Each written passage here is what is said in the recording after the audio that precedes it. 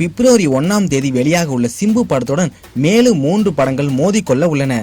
அவை என்னென்ன என்பதை தற்போது பார்க்கலாம். பிப்ரவரி மாதம் ஏராளமான புதிய தமிழ் படங்கள் வெளியாக உள்ளது. ஒரே நேரத்தில் பல படங்கள் வெளியாவதால் தியேட்டர்கள் கிடைப்பதில் சிக்கல் ஏற்படுகிறது.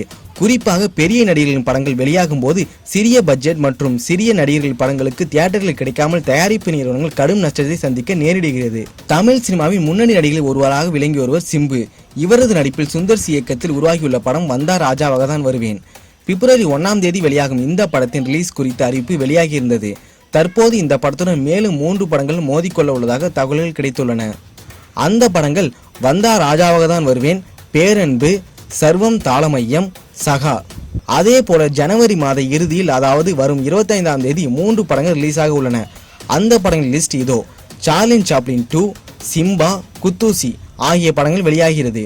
இதனால் தியேட்டர்களை ஒதுக்குவதில் மீண்டும் பஞ்சாயத்து ஏற்படும் என எதிர்பார்க்கப்படுகிறது. மேலும் இந்த வீடியோ பற்றி உங்களோட கருத்துக்களை கமெண்ட் பண்ணுங்க.